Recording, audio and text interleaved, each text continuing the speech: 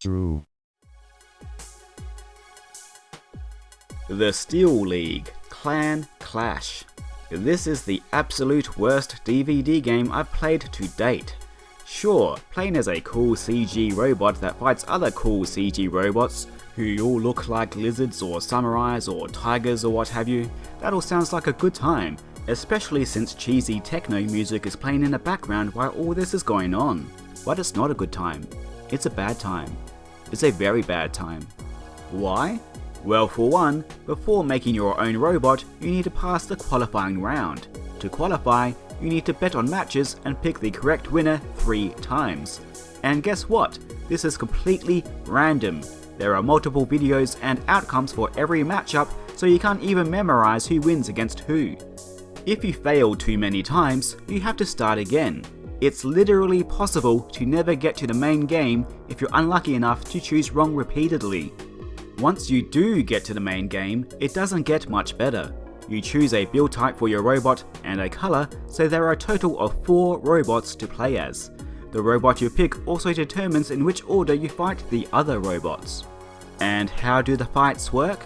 Well, you pick one of 2 defense styles and then one of 2 offense styles. If you happen to pick the right ones for A, your robot, and B, the robot you're fighting against, you win.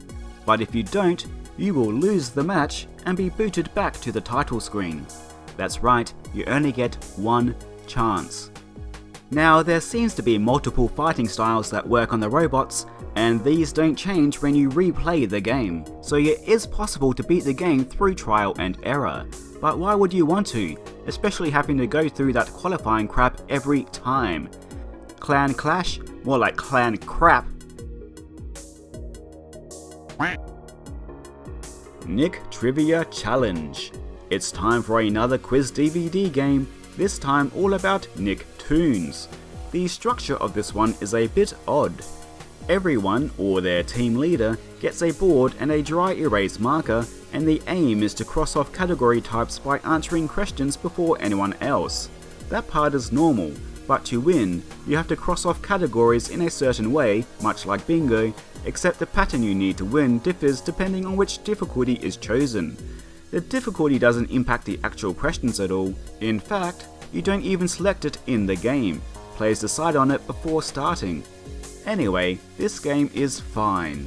There are a good variety of categories, and they got Tom Kenny to record lots of original material as SpongeBob, and there are plenty of clips from the cartoons. It's obviously aimed at kids, and I think they would have a fun enough time with it. It has the usual DVD quiz problem of repeating questions, sometimes in the same game as progress is only kept by the players and their boards, but at least having to cross off certain categories forces players not to just select the same ones over and over again. So yes, it's fine. Time Troopers. It's time to travel through time for educational purposes, and also to see if you're good enough to make John Cleese's time travel team. Yes, Cleese is here, back before he became a sad old bigot. Let's travel back to those better days with this surprisingly excellent DVD game. First off, it has fantastic production values, probably because it appears to have been funded in part by the History Channel, back before they found their niche with Ancient Aliens. There is a simple narrative, lots of flashy graphics, plenty of FMV and audio. It's just a great package. It supports 1 to 4 players or teams, and offers 3 difficulties, with the aim being to move up 12 spaces before everyone else. As you may have guessed, you move forward by answering questions correctly, though there are also special events that may send you back a space or forward twice, often thanks to Cleese's interference. The questions are obviously all about the history of the world, but the formats they're presented in are quite varied. Some, but far from all the questions are multiple choice, making it trickier than most other quiz DVDs. There are also anagrams, and things like, "Is this for real?" questions, which are basically true or false quizzes. This DVD has 2 very impressive features. One is optional adaptive difficulty, which makes the game harder or easier depending on how well you're doing. The other, and much more important feature in my opinion, is pressing a button to get a new question if you're asked one you've already had. Finally! A game that does something about this common DVD game problem. This is a feature more games desperately needed. Maybe some do and they just don't mention it, but that's on the designers because it's something you'd really want players to know. My only real complaint is that, as an American product, it very much has a focus on American history, something I'm not too familiar with as an Australian. Yes, believe it or not, we learn about our own history here. But all in all, I think this is a fantastic product. It's fun, informative, has personality, has excellent options.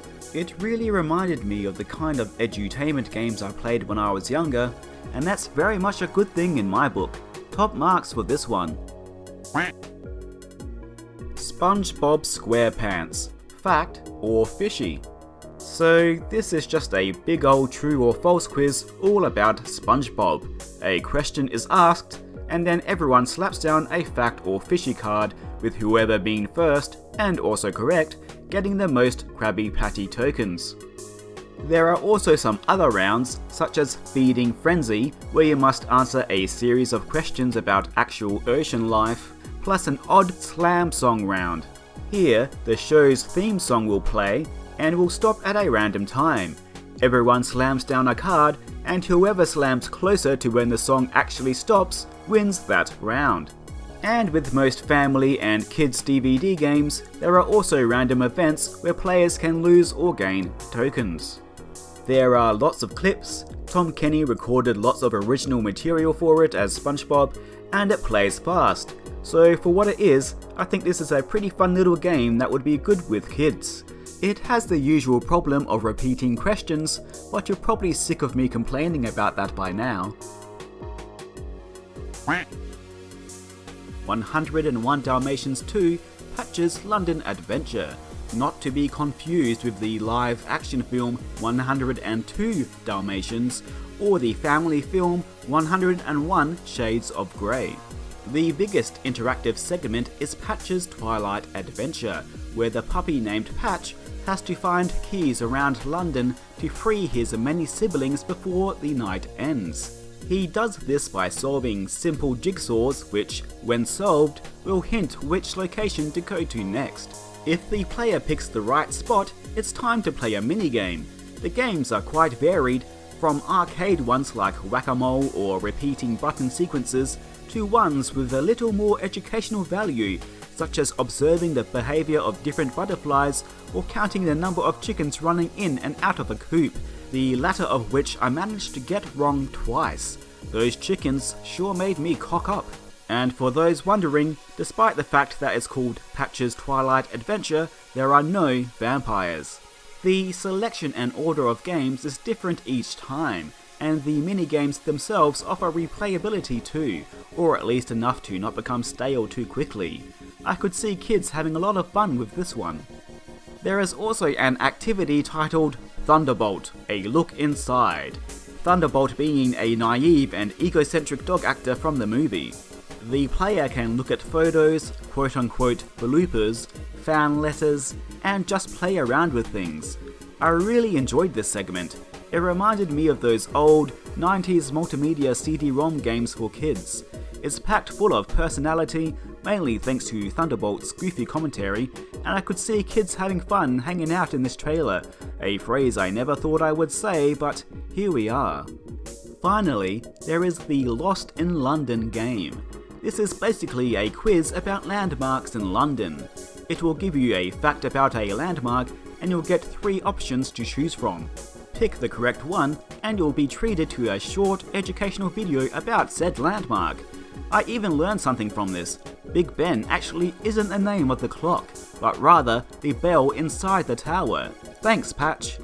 The questions are always the same each time the game is played, so this one has no replayability. But I could see youngins playing it over and over to watch the videos, plus the game has the characters do a bit of amusing commentary. So, impressive amount of work for what is essentially a short quiz.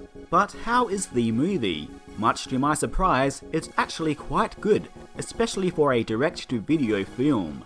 First of all, The cast has some big names, or at least names that were at one point big, such as Barry Bostwick, Martin Short, and Jason Alexander, who all do great jobs, especially Bostwick, who is the comedic character Thunderbolt. The story also explores some good themes for kids. Patch wants to stand out from the crowd he was born into and feels like he's overlooked and longs to be like Thunderbolt, a heroic dog. Well, at least he's heroic on TV. The real Thunderbolt is a complete dolt, a thunderdolt if you will, and he ends up learning what it really takes to be a hero. Sure, about halfway it becomes a retread of the first film, with Cruella returning and kidnapping the dogs once more, but the animation is good, the performances are good, it's always engaging, and the writing is a lot of fun, especially when it comes to Thunderbolt's dim-witted antics. I do have a few gripes with the film, which means yes, it's time for Andrew to overanalyze a children's movie. First, the movie uses the old trope of men dressed in drag for laughs, which is very dated and cringy these days, but it does lead to a cute twist at the end. Secondly, Cruella begins the movie by finding therapy through art, which I thought was really cool, while of course, she soon slips back to her old ways.